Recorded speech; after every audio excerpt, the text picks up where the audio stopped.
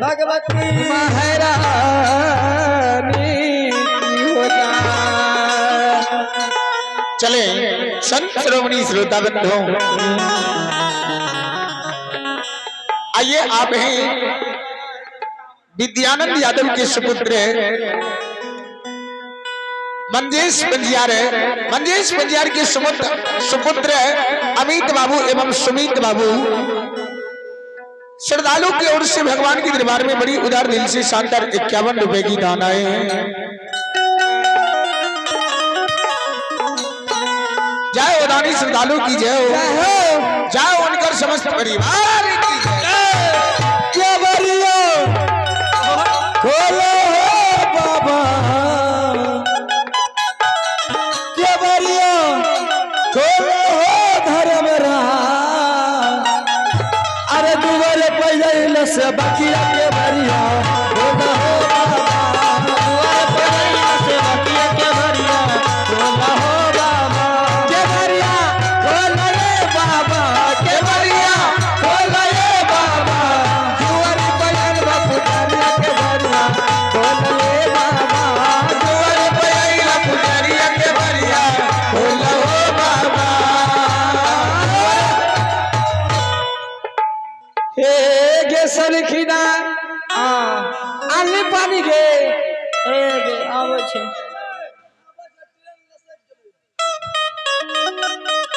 हे गे दुलारी आगे आमहु गे यारा जाई बई ए बजारा बजारा हे गे सनखी गया के दुलारिया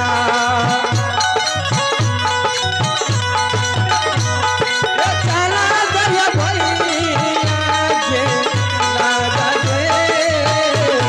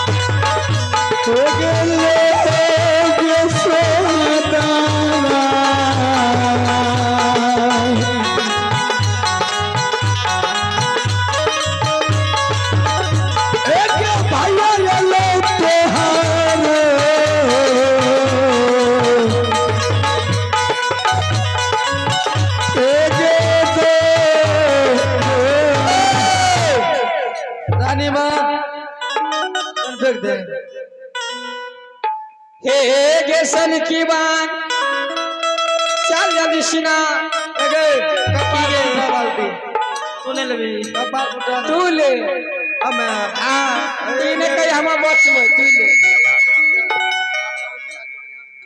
लो हमें लबा ए ले छगे ए गे बहन जी दागलो फिल्म शुरू का बनी चल जल्दी सिना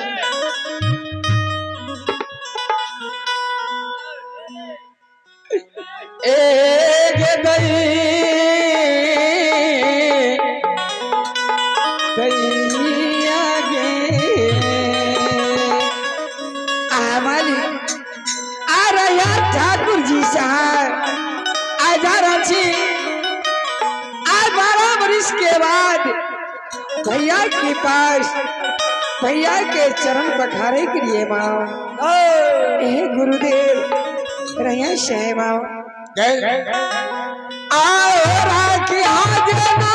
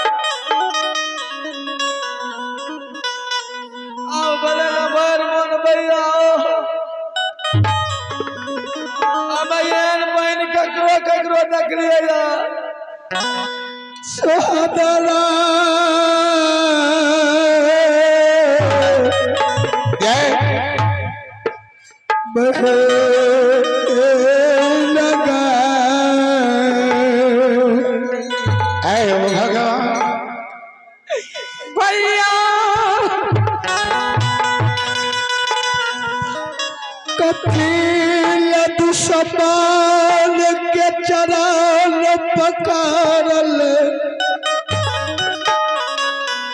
कथी लया कोरिया के यंग शरीर में मिले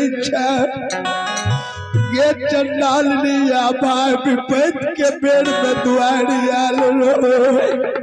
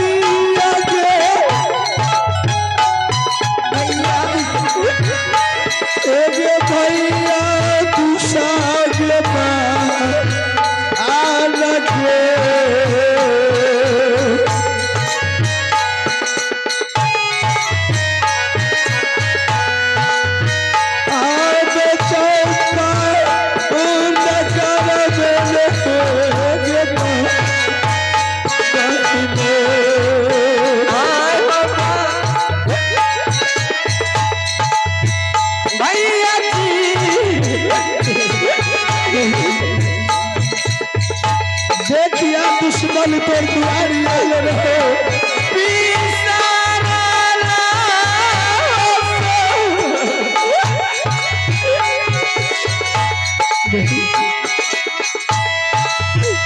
याद आता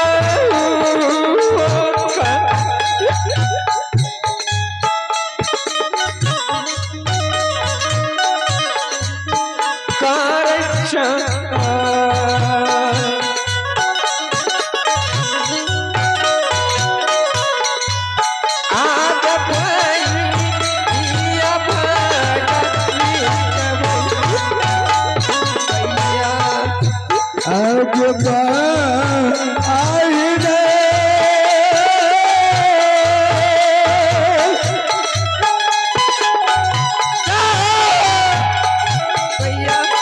आज दुआरी के भुलाई लगे एक भैया तके दुश्मन आल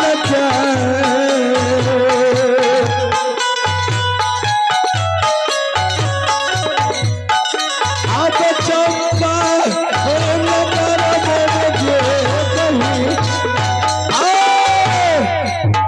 भैया बहन आय हमरा से गलती भेल भैया आय ले तोरा हम चीन जाने के अपमान कैलो भैया। चले श्रद्धालु सज्जन वीरेंद्र, आइए आप हैं अंकुश राज ग्राम मरीचाबाड़ी निवासी। अंकुश राज ग्राम मिर्चाबाड़ी निवासी। चले श्रद्धालु की ओर से भगवान की दरबार में बड़ी उदार दिल से शानदार 51 रुपए की दान आए हैं। जय हो दानी श्रद्धालु की जय, जय उनकर समस्त परिवार की जय। आय 12 वर्ष के बाद बहन की दरवाजा खुला भैया। सही बात है। चला भैया सबसे पहले आय 12 वर्ष के बाद चले आइए आप हैं सुधांशु बाबू एवं सुप्रिया कुमारी, ग्राम रामपुर निवासी। श्रद्धालु की ओर से भगवान की दरबार में बड़ी उदार दिल से शानदार 21 रुपए की दान आए हैं। जय हो रानी श्रद्धालु की जय हो, जय हो उनकर समस्त परिवार की जय। हमरा दिल में अभिलाषा लागल है भैया कि एक थाली में दोनों भाई बहन मिल के एक साथ में भोजन कर भैया। आय 12 वर्ष के बाद मुलाकात भेल भैया। चल तकर बाद कोई वातावरण नहीं थे भैया। चलो